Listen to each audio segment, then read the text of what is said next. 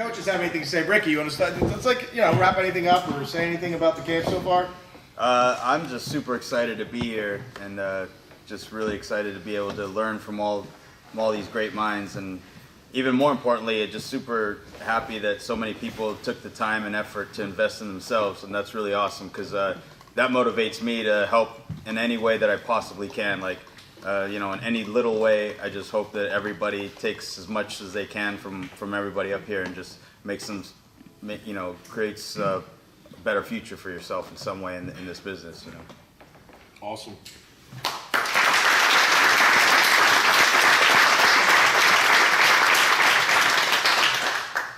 Okay, can I just say something? Yeah, no. I heard about the Monster Factory a long time ago from Rip Rogers and Les, and they always put it over. So I was like kind of chomping at the bit to come see, because I dig seeing places, especially with the guys that are passionate about what they do. Because man, you have no idea what it's like to run a wrestling school, much less a company, running shows until you actually do it. You have to get down and really do it. And from all the social media and all the work that goes into it. So I've been looking forward to this for a long time, man. So I'm happy to be here too. It's really, really cool. You get to see places like Harley races in Missouri, and he's got some cool stuff too. But it's like you don't understand until you have the opportunity to come and look at everybody, and then watching you guys come here. I don't think you're coming here necessarily for your health. You're looking for something and for some ideas on how to get better and where to go next.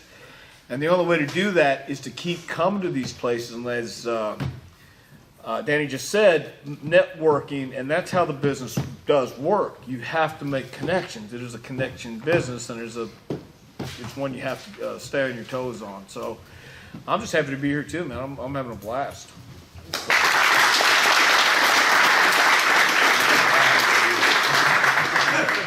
Yeah, as for me, I don't get a lot of opportunities to work with young talent like Les and Dr. Tom. So whenever I get a chance to work with these young guys, I owe you money. But I can't tell you how many times I've heard people ask me, and I'm sure these guys will all agree to go, I want to be a pro wrestler.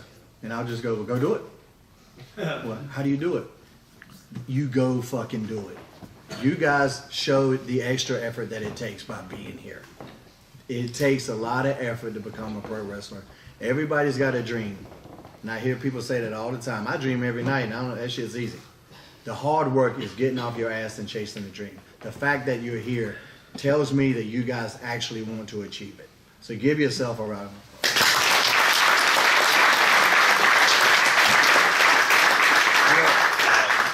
Danny was asking you guys some questions. The question I want to know, did everybody here learn something new today? Yes. Show of hands, you learned something new. Good. That's the whole idea. It is. If you keep your ears open with this panel here, there's no reason that you can't, at the end of this weekend, take tools out of here to make you better at whatever level you're working, however long you've been doing this, and it's all about improving.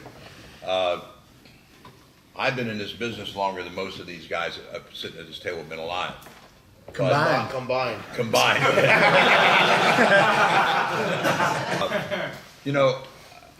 I enjoyed, a lot of people from my generation will say, why are you doing this? These kids are just going back and do what they want to do anyway. And I said, if 10 kids out of 60 or whatever get it, that's 10 that didn't get it yesterday. One of the things I think is so important, especially like with Doc and I, is that you respect the history of this business. You wouldn't be here if somebody hadn't paved the road, just like we wouldn't be here if somebody hadn't paved the road for us. And one of the things that I miss, I think, with young people today is they don't study the history of the business they're trying to get in, and you should. Watch all the old tapes. There's liable to be something new on there. It'll be new to you and something you can actually use, but realize that these guys were pioneers, They didn't have, when I started the business, there wasn't an interstate running through every city, and there wasn't 9,000. You were traveling on 2-lane highways, and it was a whole different ballgame. And you were selling the business as real, and heels were, having to carry guns in their gym bags to get out of buildings sometimes because the fans were buying it. It's a whole different time, but that doesn't mean your respect for the business should be any different, because I think everybody up here, regardless of the age or the era that they worked in, takes pride in what we do and respect in the business that we're in, and respect the people that they gave us a place to work. And if I can't ask anything else of you, I will ask that of you. And with that attitude, I'm more to, you know, as long as you want to learn, I want to teach, you know, and I'm always, I think this is my 6th time here. I come for the chicken wings, where the place we go at night. Not this idiot. I fucking can't put up. But you know, it's a good place to train, and I do want to plug a couple things too. Danny and I in June are going to be in San Antonio at Rudy's place. What's the 16th and 17th, right, of June at Texas Wrestling Academy. In August, Dr. Tom and I are going to be in Atlanta at Ray Lloyd and QT Marshall's One Fall Power Factory. And so if you've picked up anything from us here and you get a chance to join us in June, or I know Wes is coming to Rudy's place in June, or if you can make Atlanta, you never stop learning, you know. Everybody up here still picks up things from each other. Ricky and I just met this morning, and within a half hour's conversation, we bonded and realized we both had the same goals in terms of the basics and foundation of this business. And we're, hell, Ricky's only a year or two older than me. So, but, you know, I appreciate your hard work. I truly do, and look forward to tomorrow. And do me a favor, if you're on the show, slow the fuck down. All right? Tell me a story and just don't run spots. Be different. Be a professional wrestler, please. Thank you.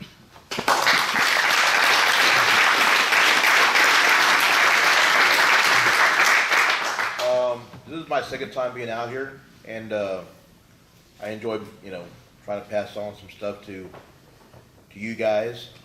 I enjoy myself. When I was growing up in the business, I didn't have camps like this to go to. My camp was the locker room after I got done doing a match, and I thought I did a great job, and what have you. And then somebody like Manny Fernandez would say, you know, what the fuck was that? You know, and all I could say was, what did I do wrong? And he'd pull up a chair and went off on whatever. And after he got done, then somebody like, I don't know, Dick Slater would say, come here, kid, you know.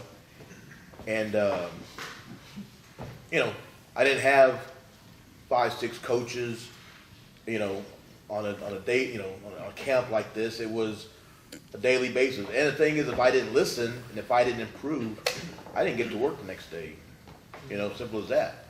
So you guys can leave here and go back to your promotions and whatever, and you know, take some of this whatever that we're teaching, some of this knowledge, and pass it on to the guys at your promotions or the schools that you come from.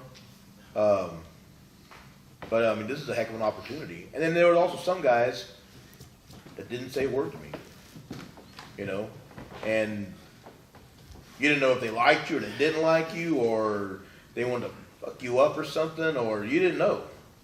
So, I mean, here it's like 6 guys, what, 1, 2, 3. We're all willing to just ask, and we'll tell you. We're not hiding nothing. Back in the day, it was, you know, I was listening to a story, somebody was saying, I asked so-and-so, how do you get in the wrestling business? And he said, I don't know. And I'm thinking, you're in the wrestling business, how'd you get in? But they wouldn't tell. They wouldn't, that's how it was. Now, today, just go on the internet. That's all you got to do. Google, YouTube. So easy now. I kind of think it's a little too easy, but it's the way it is what it is. But like I said, there's guys that are still around. They're willing to pass on knowledge, and like me and Les were talking about earlier, what's old is new. Things that we did back in the 80s and you know, what Les did back in the 40s and what have you. And you know, I was born in the 40s. new stuff now. So you know, take advantage of it. Like I said, take the stuff that we do today and go back to wherever you're from and pass it on. I'm happy to be here, and I hope Danny brings me back again next year and the next year and the next year, and this is great. Thank you.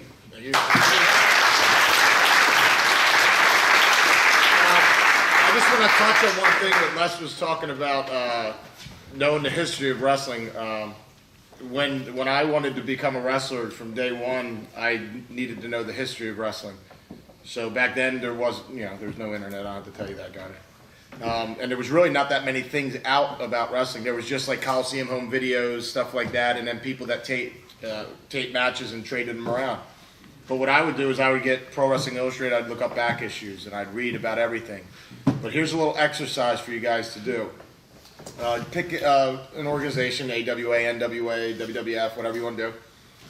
Find all their champions, and just start from the first champion on, and just Google their name and toughest opponents.